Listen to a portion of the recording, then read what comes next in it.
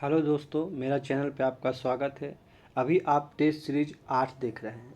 इसमें दो total 22 set यानी 22 सेट है जिसे प्लेटफॉर्म में निकाली थी। ये 8वां सीरीज चल रही है। आप 22 सेट फ्री में आप देखना चाहते हैं तो इस चैनल को सब्सक्राइब कीजिए और अपने दोस्तों में शेयर कीजिए। ये बिहार सिविल कोड के लिए जो है निकाली गई है। ठीक है, इस प्रकार हम पहला क्वेश्चन देखेंगे कि फर्स्ट क्वेश्चन क्या कहता है और उसका आंसर जो है क्या होगा। ठीक है, तो फर्स्ट क्वेश्चन हम लोग आसानी से देखेंगे और करेंगे। निम्न में से तत्सम शब्द है, तत्सम शब्द है तो तत्सम शब्द क्या होगा? तत्सम शब्द क्या होगा? सुमन। तत्सम शब्द क्या होगा? सुमन। सुमन क्या है? एक तत्सम शब्द है। ठीक है, तत्सम शब्द किसे कहते हैं? जो संस्कृत शब्द होता है और उसे मूल रूप से हिंदी में जो है प्रयोग किया जाता है उसे तत्सम शब्द कहते हैं। ठीक है, सेकंड नंबर क्वेश्चन देखिए कि सघन, सघन शब्द है, सघन मीन्स सॉलिड, का विलोम यानी अपोजिट क्या होगा? ठीक है, अपोजिट क्या होगा? तो अपोजिट क्या होगा? अपोजिट क्या होगा? विघन। यानी 2 का आंसर क्या होगा? बी। 2 का आंसर क्या होगा? बी। ठीक है, 3 नंबर क्वेश्चन देखते हैं। 3 नंबर देखते हैं। 3 नंबर यहाँ है, निम्न में से शुद्ध वर्तनी है। शुद्ध वर्तनी क्या होगा? शुद्ध शब्द संस्कृत शब्द में लिखा हुआ है। ऑप्शन ए आप देखिएगा, ऑप्शन बी देखिएगा, ऑप्शन सी देखिएगा, ऑप्शन डी देखिएगा, सारे में संस्कृत लिखा हुआ है। लेकिन शुद्ध वर्ड संस्कृत कहाँ लिखा हुआ है? देखिए देखिए संस्कृत, क्या ये सही है? नहीं, इसके ऊपर पॉइंट होना चाहिए, जो नहीं है तो ये गलत हो गया। क्या ये संस्कृत सही है? आपको देख के ही लगता होगा कि नहीं ये संस्कृत सही है, तो नहीं ये भी सही नहीं है। क्या ये संस्कृत सही है? तो हाँ ये सही है। तो क्या होगा? 3 का आंसर क्या होगा? डी होगा। क्या होगा? डी होगा। 4 नंबर क्वेश्चन देखते हैं, जो अच्छा बोलता हो, जो अच्छा बोलता हो के लिए एक शब्द क्या होगा? जो अच्छा बोलता हो के लिए एक शब्द क्या होगा? सुवक्ता। सुवक्ता, जो अच्छा बोलता है उसे हम लोग क्या बोलते हैं? सुवक्ता। तो 4 का आंसर क्या होगा? सी। वक्ता माने होता है बोलने वाला, और जो अच्छा बोलता है उसे सुवक्ता बोलते हैं। ठीक है, तो 4 का आंसर क्या होगा? सी होगा। 5 नंबर क्वेश्चन देखते हैं, क्या कहता है? हाटक का पर्यायवाची है। हाटक जो शब्द है, हाटक का पर्यायवाची क्या होगा? तो हाटक का पर्यायवाची शब्द होगा सोना। हाटक का पर्यायवाची शब्द क्या होगा? सोना। हाटक का पर्यायवाची शब्द होगा सोना, यानी 5 का आंसर क्या होगा? सी। ठीक है, 6 नंबर क्वेश्चन देखिए, सुहाग के नुपुर किसकी रचना है? एक रचना है, उस रचना का नाम है सुहाग की नुपुर। अब ये रचना है, इसे किसने लिखा है? निराला साहब ने लिखा है, या मोहन राकेश साहब ने लिखा है, या अमृतलाल नागर ने लिखा है, या प्रेमचंद्र ने लिखा है, मुंशी प्रेमचंद ने लिखा है? आपको ये क्वेश्चन का आंसर बताना है। तो 6 का क्या है? अमृतलाल नागर। किसने लिखी है सुहाग के नुपुर? अमृतलाल नागर। यानी 6 का आंसर क्या होगा दोस्तों? 6 का आंसर होगा सी। 6 का आंसर क्या होगा? सी। 7 नंबर क्वेश्चन देखेंगे इस प्रकार क्या कहता है। 7 नंबर क्वेश्चन है कि निम्नलिखित में से कौन सा पुल्लिंग है? पुल्लिंग मत बताना है। जैसे कुछ वर्ड होते हैं जो स्त्रीलिंग होते हैं, कुछ वर्ड होते हैं जो पुल्लिंग होते हैं। तो अभी ऑप्शन ए और बी और सी और डी ऐसे ऑप्शन दिए गए हैं और हमें इसमें से बताना है कि कौन से पुल्लिंग वर्ड है। ठीक है, कौन से पुल्लिंग वर्ड है? तो कपट जो है, कपट जो है क्या है? ये पुल्लिंग वर्ड है। ठीक है, पुल्लिंग वर्ड है। तो 7 का आंसर क्या होगा? ए होगा। 7 का आंसर होगा ए। बाकी ऑप्शन देख लेते हैं। सुंदरता, सुंदरता शब्द किसके लिए? स्त्रियों के लिए यूज किया जाता है, तो ये क्या होगा? स्त्रीलिंग होगा। मूर्खता, मूर्ख नहीं मूर्खता, ये क्या है? स्त्रीलिंग वर्ड है। निद्रा, ये क्या है? स्त्रीलिंग वर्ड है। तो ये सब स्त्रीलिंग वर्ड है, जबकि कपट जो है ये क्या है? पुल्लिंग वर्ड है। ठीक है, 8 नंबर क्वेश्चन देखते हैं, वर्चस्व का समानार्थी शब्द क्या है? वर्चस्व में क्या होता है? कोई कहता है कि अपना वर्चस्व स्थापित करना, यानी अपना शक्ति, शक्ति अधिकार ये सब स्थापित करना को वर्चस्व स्थापित करना बोलते हैं। ठीक है, तो वर्चस्व में शक्ति होता है। तो वर्चस्व का समानार्थी शब्द हमें बताना है 8 का। तो 8 का आंसर क्या होगा? प्रबल। हम क्या बोले थे कि शक्ति, तो यही यहाँ है बल, अब बल के आगे प्र लगाए हुए हैं, तब प्रबल। ठीक है, तो 8 का आंसर क्या होगा दोस्तों? सी होगा। 8 का आंसर क्या होगा? सी। ठीक है, 9 नंबर क्वेश्चन देखते हैं क्या कहता है। अंधेरे का दीपक, मुहावरे का अर्थ बताना है हमें। एक मुहावरा है अंधेरे का दीपक, इस मुहावरे का क्या अर्थ होगा ये बताना है। ठीक है, इस मुहावरे का अर्थ है शोषित को न्याय दिलाने वाला।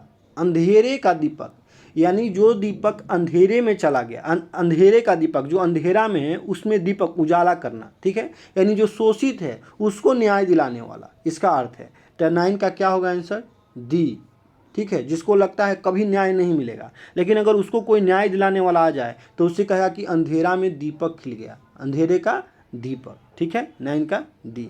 10 नंबर क्वेश्चन आइए क्या कहता है। ठीक है, अपनी करनी पार उतरनी लोकोक्ति का अर्थ है। 10 नंबर क्वेश्चन बोलता है कि अपनी करनी पार उतरनी का अर्थ क्या होगा। तो अर्थ होगा इसका कर्म का फल अवश्य मिलता है। क्या होगा, कर्म का फल अवश्य मिलता है, यानी 10 का आंसर क्या होगा, ए होगा। ठीक है, 11 नंबर देखेंगे क्या कहता है। राष्ट्र की डॉट डॉट के लिए शहीदों ने अपना बलिदान दिया। किसके लिए राष्ट्र के लिए बलिदान दिया, तो राष्ट्र की आन के लिए, राष्ट्र की आन के लिए शहीदों ने अपना बलिदान दिया। तो 11 का आंसर क्या होगा दोस्तों, 11 का आंसर होगा सी। अगर आपको अच्छा लगता है, अगर आपको 22 सेट पूरे रिवीजन करना है, पढ़ना है इसी चैनल पे, तो इस चैनल को सब्सक्राइब कर लीजिए। आपको पीडीएफ भी मिल जाएगा, पीडीएफ के लिए व्हाट्सएप पे कांटेक्ट करें। ठीक है, व्हाट्सएप नंबर कमेंट बॉक्स में मिल जाएगी। क्वेश्चन नंबर 12 देखते हैं क्या कहता है। अस्तित्व शब्द में कौन से संज्ञा है। एक शब्द है अस्तित्व, अब बोलता है कि ये अस्तित्व जो शब्द है, ये शब्द में कौन सी संज्ञा है। तो अस्तित्व से क्या भाव का बोध होता है, तो जिस शब्द से भाव का बोध होता है उसे भाववाचक संज्ञा कहते हैं। तो 12 का आंसर क्या होगा, 12 का आंसर होगा सी। ठीक है, 12 का आंसर होगा सी। आपने संज्ञा का टाइप पढ़ा होगा, वहाँ से क्वेश्चन दिया हुआ है। आइए 13 नंबर क्वेश्चन करते हैं। 13 नंबर क्वेश्चन क्या कहता है। 13 नंबर क्वेश्चन है कि वही मनुष्य है कि जो मनुष्य के लिए मरे में अलंकार है। कहता है कि वही मनुष्य है जो मनुष्य के लिए मरे में अलंकार, कौन अलंकार है। ठीक है, अलंकार होते हैं, तो कौन अलंकार है इसमें, लतानुप्रास। कौन अलंकार है, लतानुप्रास अलंकार है। 13 का आंसर क्या होगा, सी होगा। लतानुप्रास अलंकार है, क्या है, लतानुप्रास अलंकार है। 13 का आंसर सी। 40 नंबर देखिए, निम्न में से तत्भव शब्द, तत्भव शब्द है, तत्भव शब्द कौन सा है। 40 का बताना है कि तत्भव शब्द कौन सा है। तो पहर जो है, पहर जो है ये कौन सा शब्द है, तत्भव शब्द है।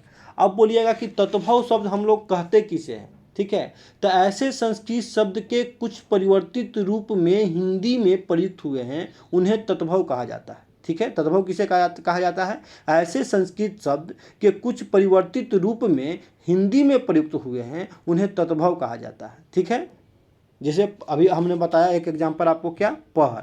14 का हो गया। 15 देखिए, 15 नंबर क्वेश्चन को हम लोग देखेंगे, यहीं पे 15 नंबर क्वेश्चन आपको मिलेगी साइड में। देखिए 15 नंबर क्वेश्चन जो है कह रहा है कि निम्न में से तत्सम शब्द है। किसी प्रकार के आवाज़ पर आपको ध्यान नहीं देना है, सिर्फ आप पढ़ने पर कॉन्सेंट्रेट कीजिए। ठीक है, अच्छा लगे तो चैनल को सब्सक्राइब कीजिए। निम्न में से तत्सम शब्द है, तत्सम शब्द आपको बताना है। तो तत्सम शब्द मास जो है, मास जो है ये तत्सम शब्द है। ठीक है, 15 का क्या होगा, बी होगा। 15 का क्या होगा, बी होगा। 16 नंबर देखिए, मिथ्या, मिथ्या का विलोम क्या है। विलोम मीन्स अपोजिट वर्ड आपको बताया है। तो मिथ्या मीन्स क्या होता है, झूठ, और झूठ का विलोम यानी अपोजिट क्या होगा, सत्य। यानी 16 का आंसर क्या होगा दोस्तों, 16 का आंसर होगा ए। 16 का आंसर क्या होगा दोस्तों, 16 का आंसर होगा ए। ज़्यादा मत सोचिए कि सर बहुत अच्छा पढ़ाते हैं, बस चैनल को सब्सक्राइब करते जाइए। हिंदी के लिए हम बहुत अच्छे आपको बता देंगे। 17 नंबर क्वेश्चन देखिए, जिसे किसी का डर न हो, वाक्यांश का एक शब्द है, जिसे किसी का डर न हो उसे हम क्या कहेंगे। 17 नंबर क्वेश्चन से कि जिसे किसी का डर न हो उसे हम क्या कहेंगे, तो उसे हम कहेंगे निर्भीक। कहता है कि ये निर्भीक है, यानी इसको किसी का डर नहीं है, निर्भय है, निर्भीक है। ठीक है, तो 20 का आंसर क्या होगा, डी, निर्भीक। जिसे किसी का डर न हो उसे निर्भीक कहा जाता है। ठीक है, आइए 18 नंबर क्वेश्चन देखिए, जहवी का पर्यायवाची है। किसका पर्यायवाची पूछ रहा है, जहवी का पर्यायवाची क्या होगा। ठीक है, तो है सुरसारी। क्या होगा पर्यायवाची, सुरसारी। क्या होगा, सुरसारी। तो 18 का आंसर क्या होगा, सी होगा। 19 नंबर क्वेश्चन का आंसर देखेंगे क्या कह रहा है। 19 नंबर क्वेश्चन कह रहा है कि सही वर्तनी वाले शब्द का चयन करें। इसमें option A B C D सभी को आप जब देखिएगा तो सारे में इत्यादि लिखा हुआ है, लेकिन कौन से ऑप्शन में इत्यादि सही लिखा हुआ है यही आपको बताना है दोस्तों। तो इसमें देखिए ऑप्शन बी में इत्यादि, इत्यादि ये सही लिखा हुआ है। बाकी इत्यादि आप देखिएगा तो देखिए कौन सा है, ये गलत है, ये भी देखिए गलत है, ये भी देखिए ये गलत है, तो ये सब गलत है। तो 19 का आंसर क्या होगा, बी होगा। 19 का आंसर क्या होगा, बी होगा। 20 नंबर आंसर देखिए, सही वर्तनी वाले शब्द का चयन करें।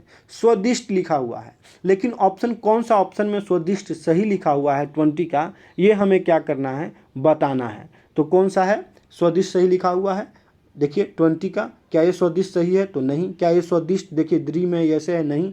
स्वादिष्ट ये सही है, क्या ये सही है, देखिए ये तो साफा यहीं से कट गया ये पॉइंट से, तो ये भी सही नहीं है। तो 20 का आंसर क्या होगा दोस्तों, सी होगा। छांटना सीखिए, सही गलत में आप छांट लेंगे, ठीक है।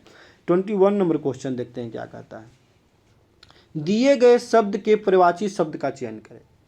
असूर्य शब्द है, असूर्य का पर्यायवाची शब्द क्या होगा, 21 नंबर क्वेश्चन। तो दिवाकर जो है सूर्य का पर्यायवाची शब्द है, यानी 21 का आंसर क्या होगा दोस्तों, 21 का ए होगा, ठीक है। 21 का क्या होगा, ए होगा।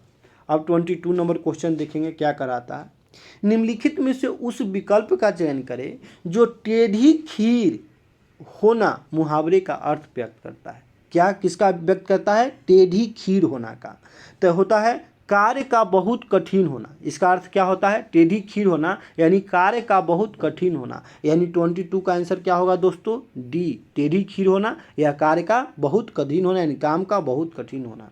आइए 23 नंबर क्वेश्चन देखते हैं। 22 हो गया, 23 देखते हैं। दिए गए शब्द, अभी हमने कौन सा क्वेश्चन किया, 22 नंबर। अब 23 नंबर क्वेश्चन करने जा रहे हैं। दिए गए शब्द का विलोम चुने, क्या चुनना है, तो विलोम चुनना है। तो विलोम चुने, विराम का, विराम का विलोम, विराम मीन्स रेस्ट होता है, अरेस्ट का अपोजिट वर्ड क्या होगा, मोशन। अमोशन का हिंदी में क्या कहेंगे, गति। तो गति कहाँ है, ऑप्शन ए में है। तो 23 का क्या होगा, 23 का क्या होगा, ए होगा, ठीक है। कितना आसान क्वेश्चन है, सब आराम से करके आइएगा आप लोग, जब एग्जाम में आ जाएगा तो मजा आ जाएगा एकदम। 24 नंबर क्वेश्चन देखिए क्या कहता है। रिक्त स्थान को भरने के लिए उपयुक्त शब्द का चयन करें। तालाब में उगा डॉट डॉट बहुत सुंदर लगता है। बोलता है 24 नंबर क्वेश्चन कि कौन सा चीज़ जो है तालाब में उगता है तो सुंदर लगता है। तो दोस्तों जिसका हम लोग बचका बना के खाते हैं, कमल, कमल जो तालाब में उगता है वो बहुत सुंदर लगता है। तो 24 का आंसर क्या होगा दोस्तों, ए होगा। 24 का आंसर क्या होगा, ए होगा। आइए 25 नंबर क्वेश्चन देखिए। रिक्त स्थान को भरने के लिए उपयुक्त शब्द का चयन करें। दीपक डॉट डॉट डॉट परिश्रमी है। दीपक जो है डॉट डॉट डॉट परिश्रमी है, ठीक है। किस तरह का, तो सबसे, सबसे परिश्रमी है। दीपक है सब पर परिश्रमी है, नहीं। सबका परिश्रमी है, नहीं। सबसे परिश्रमी है, हाँ। सब द्वारा परिश्रमी है, नहीं। सबसे परिश्रमी है। तो 25 का आंसर क्या होगा, सी। ये सब छांट के बना सकते हैं आसानी से, ठीक है। 26 देखते हैं। दिए गए शब्द का विलोम चुने। ये शब्द दिया गया है उसका विलोम हमें क्या बताना है, और शब्द क्या है, सूकर। शब्द क्या है, 26 का सूकर शब्द दिया गया है, उसी का विलोम हमें बताना है। तो होगा सूकर का दुष्कर। सूकर का क्या होगा, दुष्कर। यानी 26 का आंसर क्या होगा, ए होगा दोस्तों। 26 का ए होगा। अब देखिए 27 से 31 तक क्वेश्चन करने के लिए आपको पढ़ना होगा, उसके बाद फिल इन द ब्लैंक करना होगा। तो पहले हम लोग पढ़ेंगे। देखिए क्या कहता है। दीपावली भारत में डॉट डॉट जाने वाली सबसे बड़ा त्यौहार है। एक में क्या भराएगा ये आपको बताना है। हर साल इस पर्व को कार्तिक डॉट डॉट दो में क्या भराएगा, में बड़ी धूमधाम से मनाया जाता है। इस त्यौहार के आने के डॉट डॉट दिन में क्या भराएगा, दिन पहले ही इसकी तैयारी आरंभ हो जाती है। लोग अपनी घरों में साफ सफाई और रंग रोगन का काम डॉट डॉट कर देते हैं। सही बात है। इस दिन घरों और बाज़ारों को डॉट डॉट सजाया जाता है। ये भी सही बात है। लेकिन कहता है कि ये जो डॉट है, ऑप्शन ए के पहले डॉट है, 2 के पहले डॉट है, 3 के पहले डॉट है, 4 के पहले डॉट है, 5 के पहले डॉट है, इसमें क्या भराएगा फिल इन द ब्लैंक में, ये हमें बताना है। तो चलिए आइए क्वेश्चन में आते हैं हम लोग 27 से 31 तक का, उसके बाद हम लोग आसानी से कर पाएंगे। आइए 27 नंबर क्वेश्चन कितना आसानी से कर पाते हैं। देखिए आ गया 27 नंबर क्वेश्चन, स्क्रीन पर है आपके लगा हुआ। गद्यांश में संकेतित रिक्त स्थान वन के उपयुक्त शब्द क्या होगा। जो वन में जो शब्द था उसमें क्या होगा ये आपसे पूछ रहा है। तो क्या होता है, मनाया जाता है। दिवाली क्या होता है, मनाया जाता है। तो 27 का आंसर क्या होगा, सी होगा दोस्तों। अब बोल रहा है दू में गद्यांश दू के लिए उपयुक्त शब्द क्या होगा, ठीक है, यानी 28 का। तो 28 का क्या होगा, माह। कौन सा माह में मनाया जाता है, वहाँ लिखा हुआ था हम लोग का जो पर्व है दीपावली। तो ये देखिए 28 का सी होगा। अब 29 देखेंगे हम लोग दोस्तों। गद्यांश में संकेती 3 के लिए उपयुक्त शब्द क्या होगा 29 के लिए। तो क्या होगा 29 के लिए गद्यांश में संकेती दीर्घ स्थान 3 के लिए उपयुक्त शब्द क्या होगा। तो 29 के लिए क्या होगा, कुछ। क्या होगा, कुछ, यानी 29 का आंसर क्या होगा, डी होगा। वहाँ भर लेंगे हम लोग। गद्यांश में संकेतित दीर्घ स्थान 4 के लिए क्या होगा, ठीक है, 30 के लिए हम लोग पढ़ रहे हैं। तो इसमें होगा आरंभ, आरंभ में, ठीक है, आरंभ में हम लोग साफ सफाई करते हैं। 30 का आंसर क्या होगा, सी होगा। 31 का क्या होगा, देखते हैं हम लोग यहाँ पे आंसर 31 का। गद्यांश में संकेतित 5 के उपयुक्त शब्द क्या होंगे 31 का। तो यहाँ पे खूब, खूब धूमधाम से हम लोग मनाते हैं, तो यहाँ पर आएगा खूब। तो 31 का आंसर क्या होगा, 31 का आंसर होगा बी। 31 का आंसर क्या होगा, बी। अब 32 से 35 भी बनाने के लिए हमें क्या करना होगा, पढ़ना होगा। इस लाइन को ध्यान से पढ़ना होगा। और जब इस लाइन को हम लोग ध्यान से पढ़ेंगे तो बहुत मस्त आसानी से हम क्वेश्चन को क्या करेंगे, बना पाएंगे। देखिए क्या कहता है।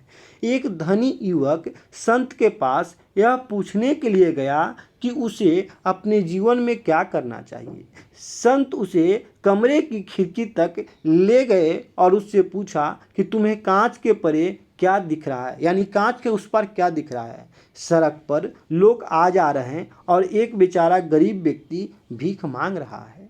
इसके बाद उसने बताया, इसके बाद संत ने उसे एक बड़ा दर्पण दिखाया और पूछा, अब इस दर्पण में देखकर बताओ कि तुम क्या देखते हो। इसमें मैं खुद को देख रहा हूँ। उसने बोला कि इसमें तो मैं खुद को देख रहा हूँ। आगे देखिए क्या कहता है, खुद को देख रहा हूँ।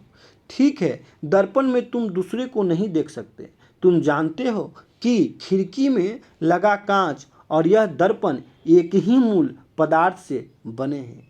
तुम स्वयं की तुलना कांच के इन दोनों रूपों में करके देखो। जब यह साधारण है तो तुम्हें सभी दिखते हैं और उन्हें देखकर तुम्हें भीतर करुणा जागती है, और जब इस कांच पर चांदी का लेप हो जाता है तो तुम केवल स्वयं को देखने लगते हो। साधु कहता है, आगे देखिए, तुम्हारा जीवन भी तभी महत्वपूर्ण बनेगा जब तुम अपनी आंखों पर लगी चांदी की परत को उतार दोगे। कहता है कि जो तुम्हारे आंखों पे चांदी की परत लगी हुई है, इसे उतार दोगे, तभी जो है तुम्हारा जीवन जो है महत्वपूर्ण बनेगा।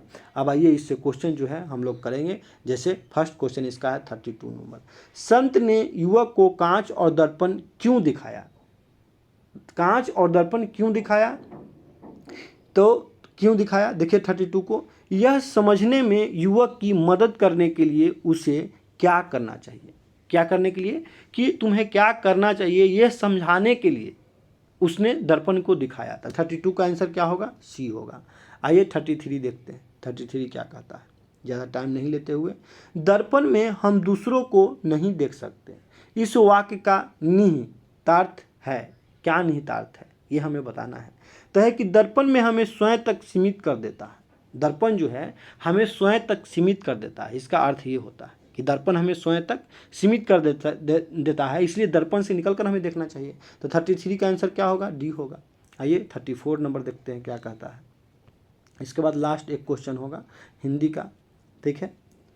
अब देखिए क्या कहता है कि अपनी आंखों पर लगी चांदी की परत उतार दो। इस वाक्य पर निहितार्थ है। 34 का कहता है, तो कहता है निष्पक्ष भाव से चीज़ों, व्यक्तियों और घटनाओं को देखना।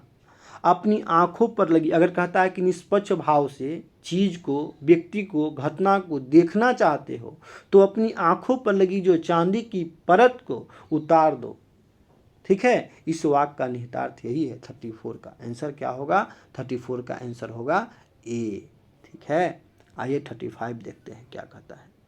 कांच शब्द के लिए किस विशेषण का प्रयोग किया जाता है? 35 नंबर क्वेश्चन बोल रहा है। तो मूल पदार्थ बोलता है। क्या बोलता है? मूल पदार्थ की दोनों एक ही मूल पदार्थ का बना हुआ है। एक खिड़की जिसके कांच के उस पार तुम दिख पाते हो, और एक दर्पण जिसमें तुम खुद को दिख पाते हो, लेकिन दोनों में दो चीज दिखता है, एक में दूसरा और एक में तुम खुद दिख रहे हो। तो मूल पदार्थ का प्रयोग किया गया है। क्या 35 का आंसर क्या होगा? बी। ठीक है, इस तरह से आज यहीं तक क्वेश्चन समाप्त हुआ। Thank you. मेरे चैनल को लाइक करें, सब्सक्राइब करें और शेयर करें। अच्छा लगा है तो टोटल 22 सेट इसी पे बताया जाएगा आपको। आज यहीं तक। Thank you.